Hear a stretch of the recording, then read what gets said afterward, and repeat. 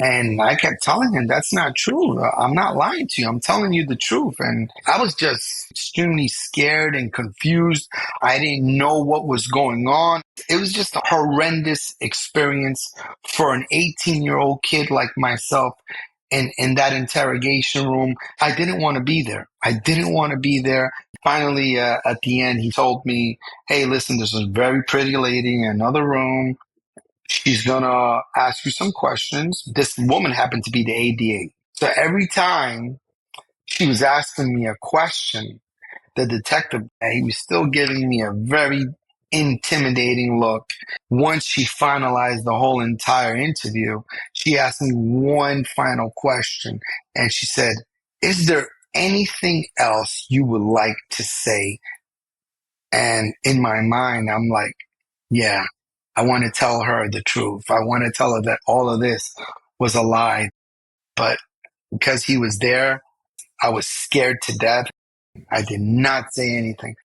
After that, they took me straight to Rikers Island. Feeling lost? Then you're in the right place. I'm Amanda Knox. And I'm Christopher Robinson. And this is False Confessions, a Labyrinths miniseries. The man you just heard was Johnny Hincapié. In 1990, at the age of 18, he confessed to one of New York City's most notorious murders, the stabbing of a tourist on a subway platform.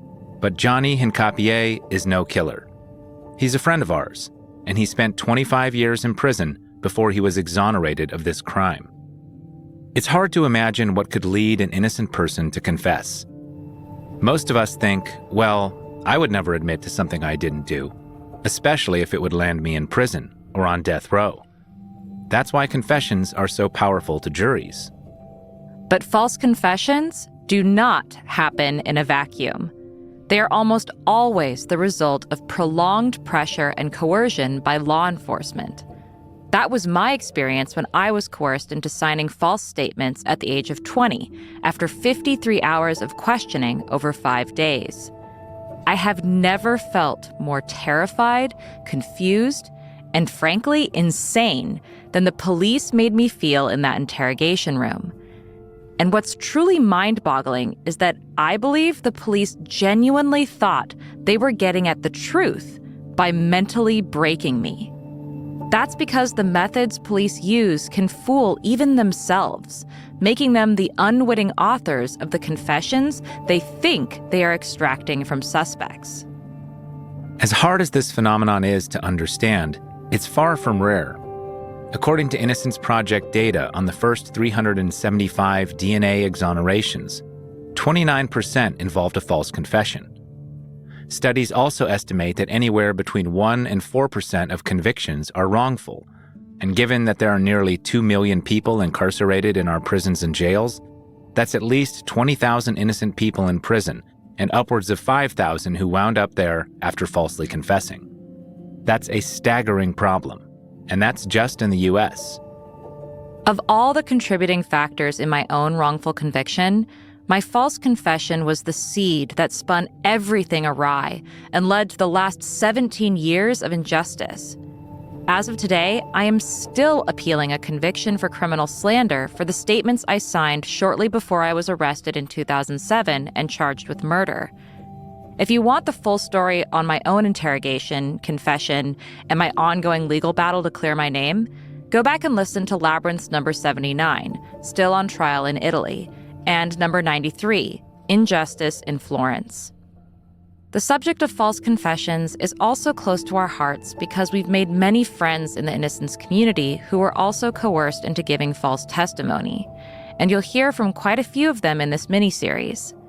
I've found a great deal of healing in connecting with them over our shared trauma. We'll also be talking to the world's foremost experts in the psychology of false confessions, police interrogation methods, cognitive bias, and false memory implantation to understand what leads people to confess to crimes they didn't commit, and what changes can be made to prevent this from happening in the future. No one thinks it could happen to them, until it does. And by the end of this series, we hope you'll be better equipped to resist the pressure if you ever find yourself accused of a crime you didn't commit.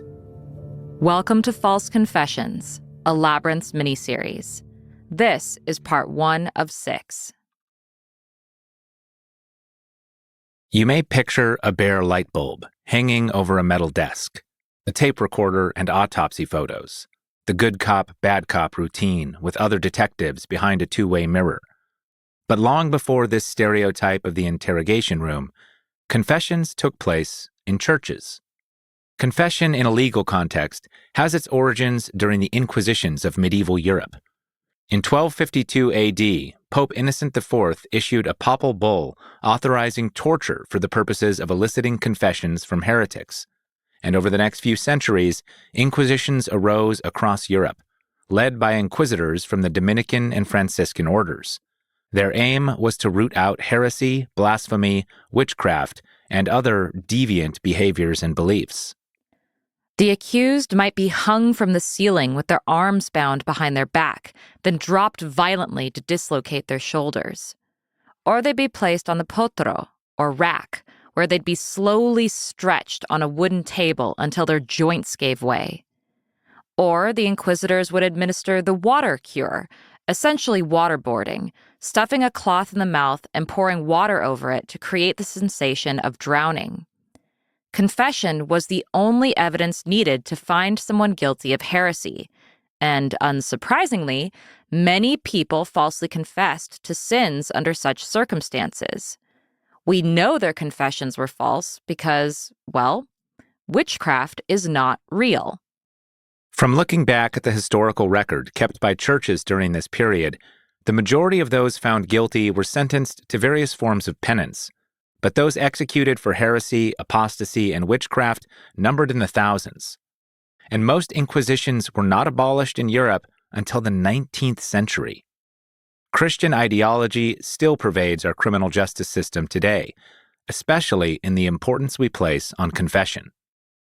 The confession is, in that sense, sort of culturally different than other forms of evidence. That's Laura Nyrider, false confessions expert and former co-director of the Center on Wrongful Convictions of Youth. I mean, there's the sacrament of penance. This is a cornerstone of absolution of the soul. And, confessing your sins is absolutely critical to salvation. Admitting fault, expressing remorse, vowing never to commit that sin again. It's no accident that this is essentially what a modern parole board expects to hear from an inmate asking for release. And I do think that for millennia, the notion of confession has taken on universal significance. It's prized above other forms of evidence in so many of our minds for that reason, right? They said they did it. They confessed their sins. There's almost a desire to believe it for their own good. Confession also absolves the rest of society of their own feelings of guilt from meting out punishment. And practically speaking, for centuries, there wasn't much else in the way of evidence to go on. If you look back into Jack the Ripper days, couldn't get fingerprints. I don't know if they could even type blood back then. There is no way you're going to get somebody without a witness or evidence like the knife. That's former FBI Special Agent Steve Moore. Early on, a confession was crucial because a lot of times that's all you had. While the more extreme forms of torture used to extract confessions were discontinued over time, many physical and psychological forms of pressure have remained a constant since the Inquisition and the Salem witch trials. Suspects may be kept in solitary confinement, without human contact or natural light, or deprived of sleep. They may be threatened with execution, presented with false evidence of their guilt, and their friends and family may equally be pressured to denounce them. And until quite recently, physical beatings by police and investigators remained common in closed-door interrogations. When such pressures are applied, false confessions are inevitable. Aside from the 55 people in Salem, Massachusetts who confessed to witchcraft in 1692, the first documented wrongful conviction for earthly crimes in the United States was that of brothers Jesse and Stephen Bourne in Vermont in 1819. Their sister's husband, Russell Colvin, had gone missing. They didn't like him. Everybody knew they didn't like him. He disappeared. They confessed to killing him. They were both in prison. One of them was actually set to be executed. That's Dr. Saul Kassan, a psychologist and leading expert on false confessions, who you'll hear from extensively throughout this series. And the victim was found alive in New Jersey. There was no murder. The first known wrongful conviction in the U.S. in 1819 involved 2 false confessions. Like those in Salem, the Bournes crime was non-existent, a particularly troubling aspect of false confessions. Why did they confess? The better question is, what sort of pressure were they put under? Up through the 1930s, police routinely extracted confessions from suspected criminals by giving them the so-called third degree, depriving them of food, water, and sleep, beating them with bare fists or with a rubber hose. This happened to the 3 black tenant farmers who were whipped, pummeled, and tortured into confessing to murder in 1934. The Supreme Court overturned their convictions in 1936, writing that a trial is a mere pretense when the state authorities have contrived a conviction resting solely upon confessions obtained by violence, and that this was a clear denial of due process. With third-degree confessions no longer accepted in court, the police found more psychological methods of interrogating suspects. By 1940, a man named W.R. Kidd published the first police interrogation manual, noting that the third degree does not produce the truth. Under sufficient torture, a man will tell you anything you want to know. According to false confessions expert Dr. Richard Leo, who you'll hear from later, by the 1940s, most police leaders universally condemned the third degree as immoral under all circumstances, and American police soon came to perceive the third degree not only as unethical and illegal, but also as less effective at eliciting confessions than modern interrogation techniques. By the 1960s, the third degree was virtually non-existent in police interrogations. That isn't to say that police brutality disappeared, especially towards minority suspects. Such exceptions prove the rule in a way. The police beating of Rodney King wouldn't have made headlines in 1930. In 1992, it caused city-wide riots in Los Angeles. That said, the third degree has not disappeared. During the Vietnam War, American POWs were tortured by the Viet Cong into confessing to war crimes. Among the techniques they employed was waterboarding, which American intelligence officers used against al-Qaeda operatives at Guantanamo Bay military prison. In American police departments, with the rise of police body cams and video recording for custodial interrogation, such third-degree tactics have dissipated.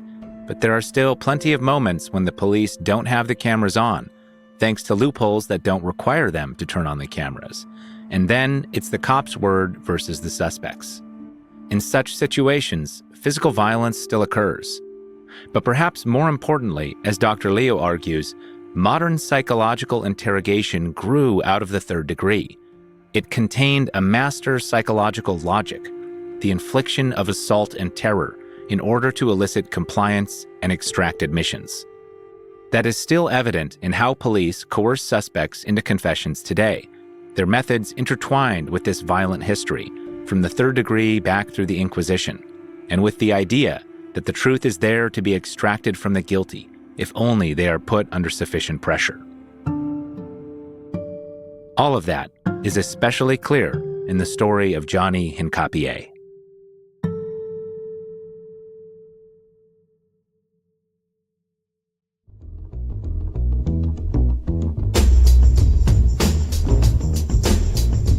In New York City in 1990, there were 2,245 homicides, an average of more than 6 a day. It was the peak of the crack epidemic, and aside from murders, the city was overrun with muggings, robberies, assaults, rapes, and other crimes. Felonies and robberies are up, breaking previous crime records. Just this afternoon, there was a shooting on the number 6 line at 125th Street. One person was rushed to the hospital after being shot 3 times in the chest. Just one more in a growing number of incidents that have caused the crime rate to soar to its highest level since 1982. That summer, a dozen children were killed by stray bullets. Nowhere felt safe. Just the year prior, a woman had been attacked and raped while running through Central Park. This morning, the woman jogger was found unconscious and bleeding by two men passing by at about 2 o'clock this morning. We're told she was taken to Metropolitan Hospital, where she's being treated for a fractured skull and a serious loss of blood. She was left for dead and suffered severe brain damage. The NYPD moved quickly to solve the Central Park jogger case, and 2 days later, the police made arrests. 5 teens between the ages of 15 and 17 were charged with numerous rape, sodomy, and assault counts. All of the defendants gave videotaped statements to police, implicating themselves or others. But some of their attorneys charged today that police obtained the confessions by force. We'll return to those confessions in a later episode, but suffice it to say that their pleas of coercion fell on deaf ears. 10 days after that, Donald Trump took out full-page ads in the city's major newspapers, calling for the return of the death penalty, writing, "I want to hate these muggers and murderers. They should be forced to suffer." The ad was widely condemned even at the time, but it revealed the undercurrent of anger and frustration and fear that was coursing through the city. New Yorkers were fed up and scared. In this climate of fear, another murder rocked New York City.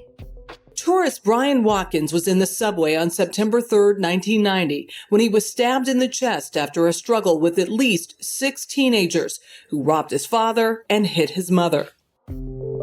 Brian Watkins, a 22-year-old Mormon tourist from Utah, was visiting the city to watch the U.S. Open with his parents. As they waited for a subway train at 53rd Street, a group of 6 to 8 teenagers mobbed them in an attempted mugging. Brian Watkins' father was slashed with a box cutter, and his mother was kicked in the face. When Brian tried to intervene, he was stabbed in the chest. He chased the teens up to the landing, but collapsed with a severed pulmonary artery. He died on the way to the hospital. This killing became known as the subway murder, and the New York Post headline the next day became infamous.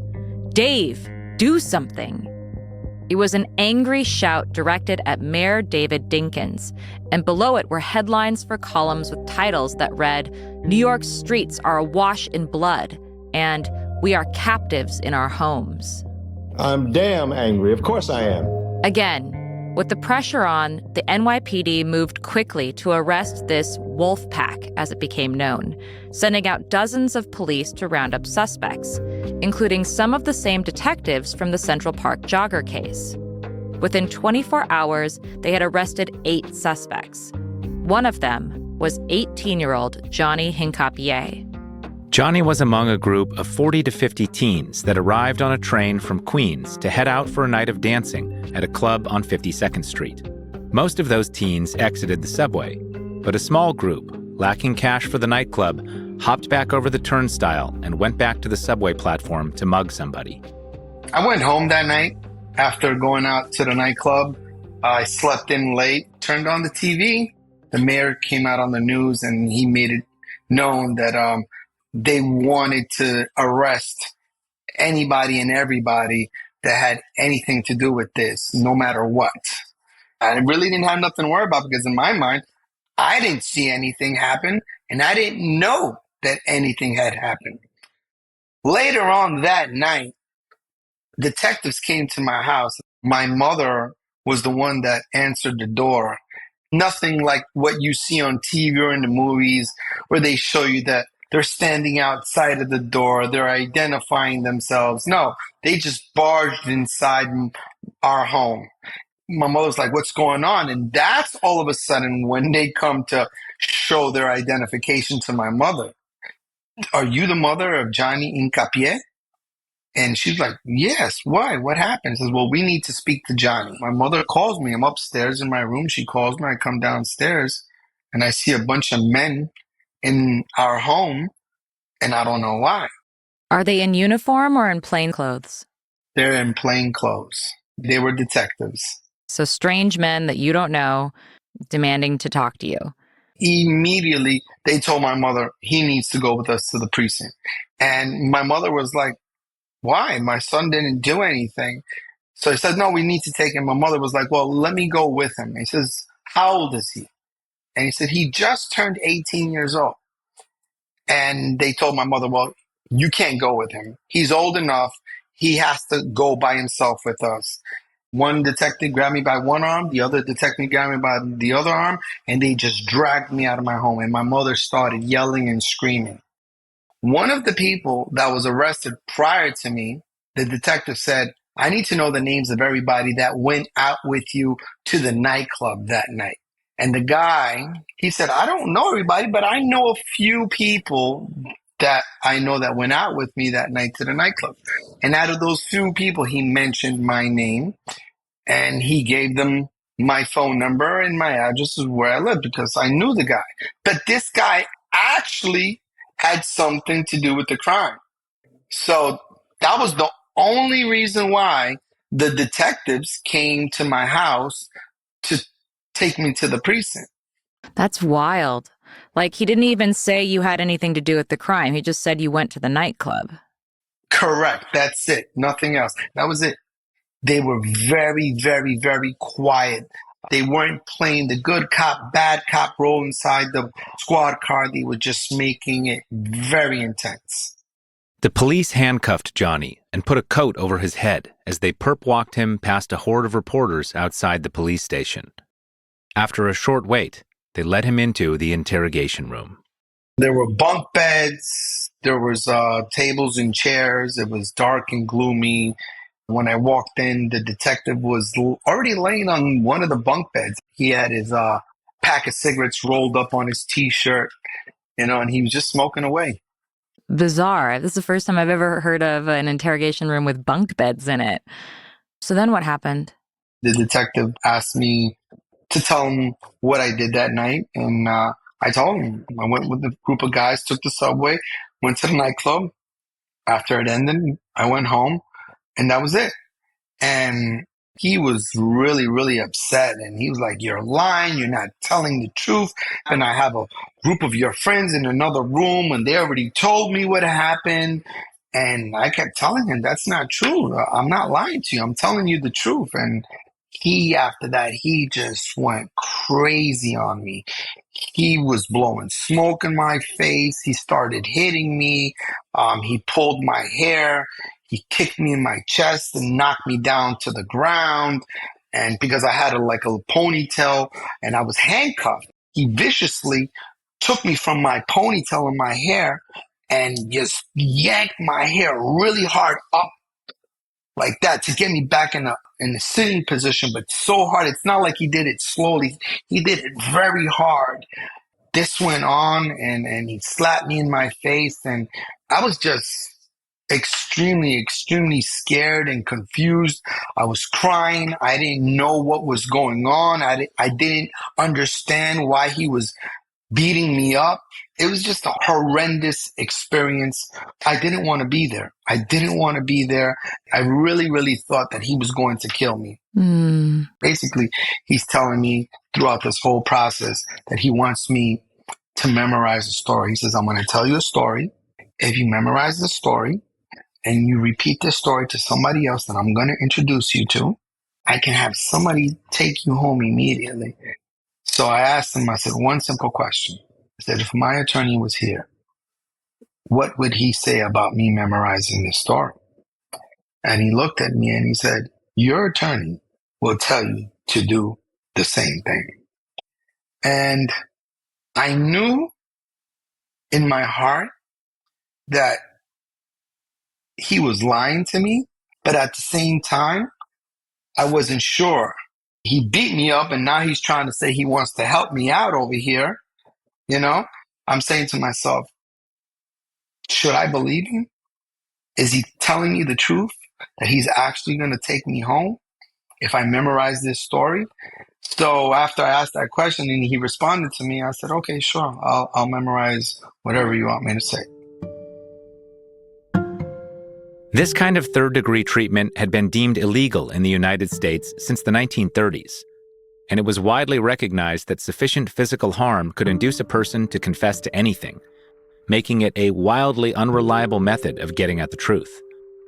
But so often, as in Johnny's case, the police were not interested in getting information from him. They'd already formed a conclusion based on interrogating other suspects and on investigative intuition. And they were only interested in getting Johnny to repeat a story they already believed to be true. And when the cameras are off, it's the suspect's word versus the cops. Who is a jury going to believe? That's exactly what happened in my interrogation. Unlike every other moment I was questioned in that police station in 2007, this final interrogation late into the night was not recorded. It was then that I was screamed at and slapped in the back of the head. The police, of course, denied this, and when I later said in public that they'd physically hit me, I was charged with criminal slander against the police. My mother was even charged with criminal slander for repeating to the press the truth of how I was abused by the police that night. And the more exonerees I've met, the more I've heard stories like this. I was choked at one point. I was thrown up against a wall.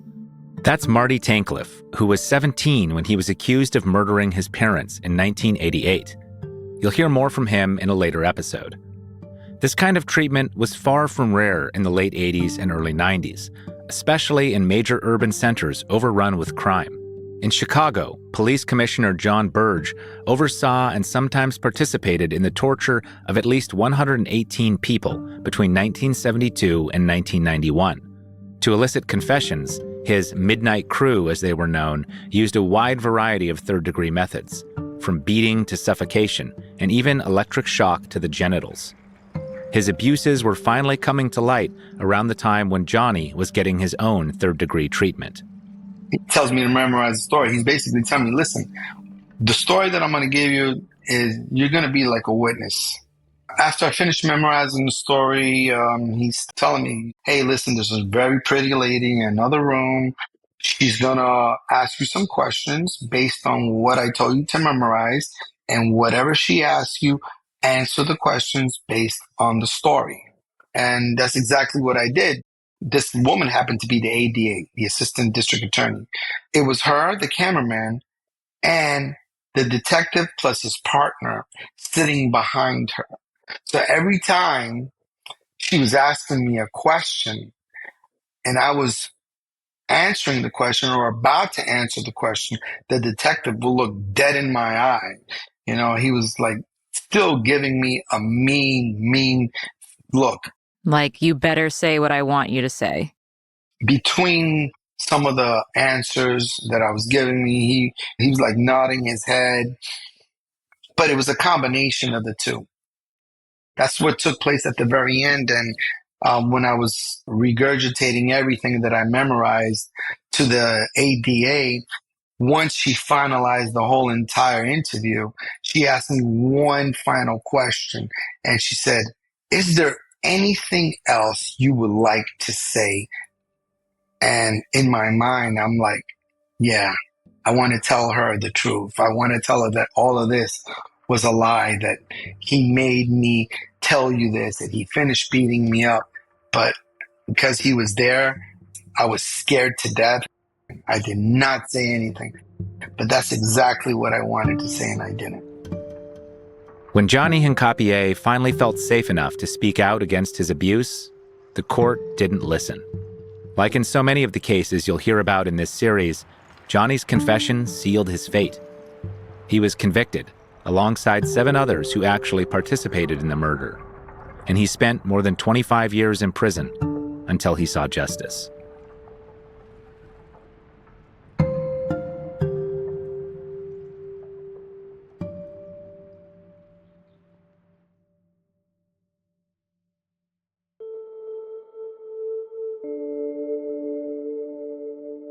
The only thing that linked Johnny Hincapie to the subway murder was the mere mention that he was part of a group of teens headed to a nightclub that night. In fact, another suspect, who had been present when Brian Watkins was murdered, confirmed that Johnny was not involved.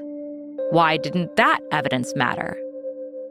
The fact is, even DNA evidence often isn't enough. Confessions are quite simply the most powerful piece of evidence in a court of law. And the reason is because jurors, the general public, prosecutors, and even defense attorneys, and certainly judges, for years didn't understand how someone could ever confess to a crime they didn't commit. That's Steve Drizin, director of the Center on Wrongful Convictions at Northwestern Law. He's a false confessions expert and lawyer who represents Brendan Dassey, among others. And because it's such a counterintuitive idea, when a jury hears that a defendant confessed, it's a huge hump for the defense attorneys to overcome. Jurors understand, I think, increasingly that DNA evidence is extremely powerful and provides a certitude that even confessions don't provide. But I've seen many cases where DNA evidence excludes a suspect from being the source of genetic material found on a crime victim.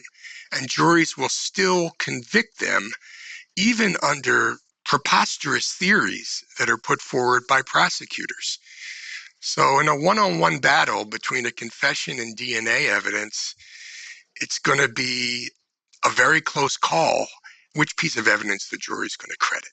Is there an example of that? DNA excluded them, but the confession was there, and so the prosecution was putting forth a preposterous hypothesis, and it was bought by the jury? Yeah, we've been involved in a number of cases here in Chicago where multiple young African-American teenagers falsely confessed to murders and rapes. And at the time of their trial, DNA evidence was available, and the DNA evidence excluded all of the teenagers. In the Englewood 4 case, we're talking about 4 false confessions. In the Marquette 4 case, we're talking about 4 false confessions. And in the Dixmoor 5 case, 3 of the 5 defendants falsely confessed. In each one of those cases, genetic evidence or fingerprint evidence excluded the defendants prior to trial. In the cases of the Dixmoor 5 and the Englewood 4, what you had is multiple defendants who were excluded at the time of trial. And the theory of the state became, well, there must have been one teenager who got away, right? Or the defendants were wearing condoms, or somehow they didn't ejaculate when they were having sex with the victim. The most bizarre thing in the Dixmoor case was that when we finally found whose DNA was on the victim, prosecutors went through a whole other round of ridiculous explanations.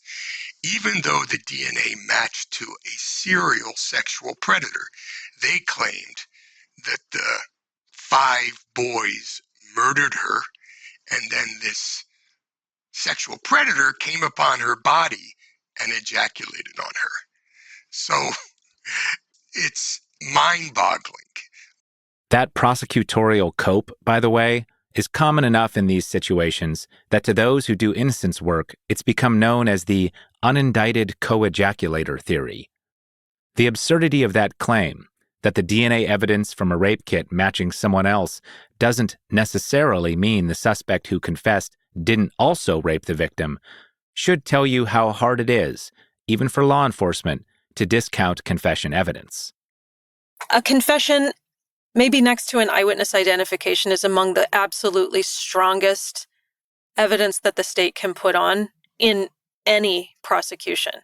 And it taps into that me versus them sense of the jury.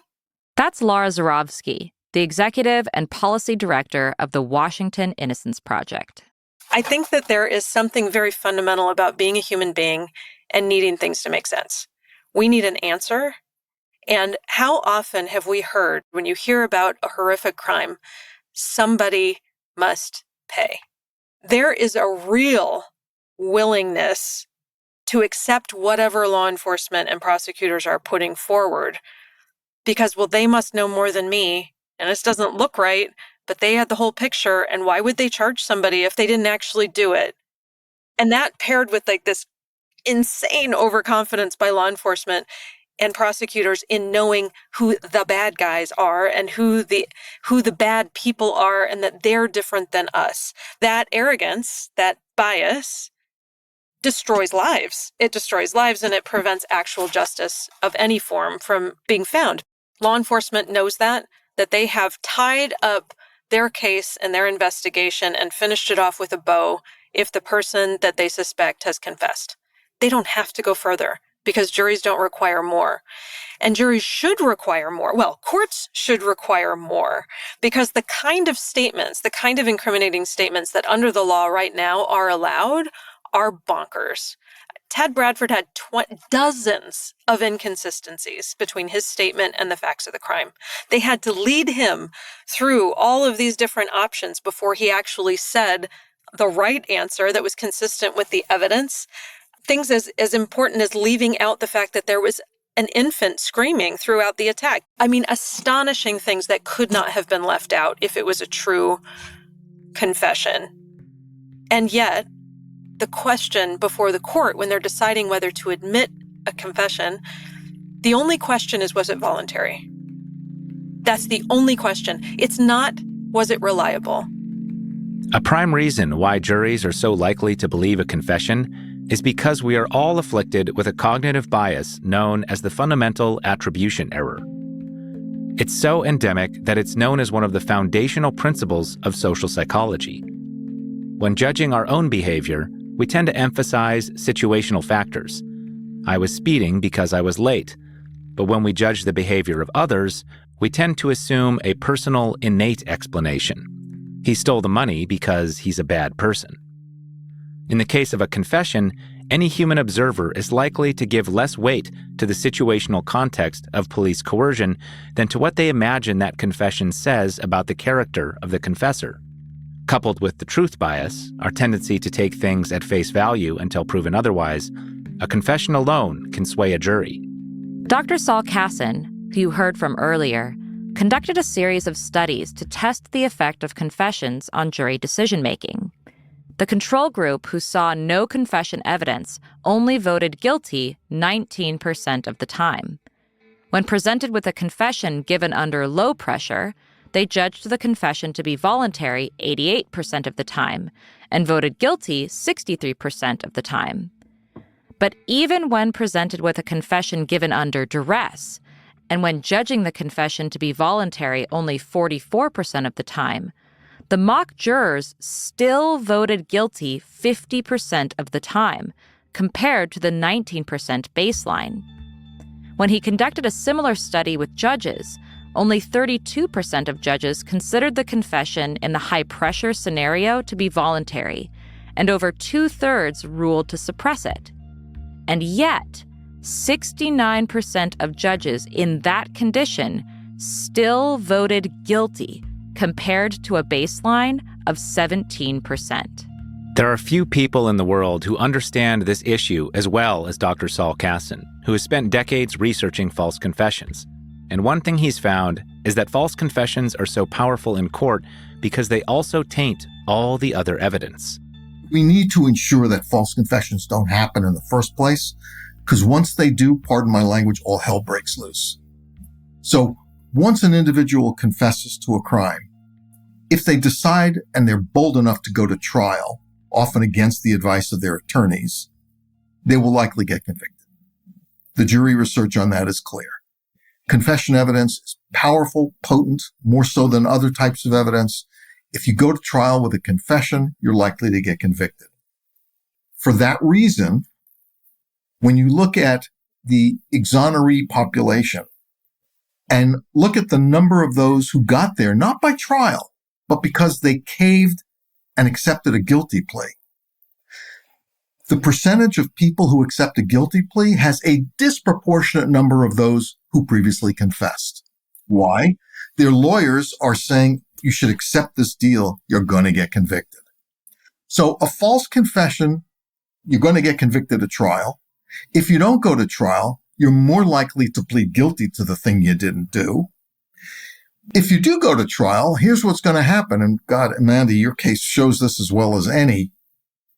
All of a sudden, the evidence around you will be corrupted to fit the confession. All of a sudden, witnesses will claim they saw something they didn't really see, or they're confused about what they saw. All of a sudden, the alibi who thought they could vouch for you at a particular place and time, maybe they're not so sure about that place and time. And then all of a sudden, the forensic science evidence falls into place. And all of a sudden, the autopsy confirms the conclusion that you had something to do with it. And there is right now a growing and large body of research on forensic confirmation biases showing that forensic examiners are biased by confession. They should be shielded from information about a confession. There's another expert whose work has focused explicitly on this. Dr. E.T.L. Dror, who we interviewed back in episode 52 of Labyrinths, has shown through many cleverly designed research studies how confirmation bias can taint the judgments of forensic scientists who are making determinations about everything from fingerprints to DNA analysis to autopsy reports. There are two pieces of evidence that are the most convincing. One is forensic science, and the other one is confession. And those two interact with one another because when they come to someone and say, we have forensic evidence against you, they're more likely to confess. And if the forensic examiner knows that the person confessed, they're more likely to see that the evidence match when actually it does not. So this is kind of the bias snowball effect that I talk about, and it's very powerful in convicting wrongful people. And I would like to say the opposite too, and not convicting guilty people. It's not only about convicting innocent, it's about letting people who are guilty walk free. But there are ways to prevent this. Yeah, there are two very simple things.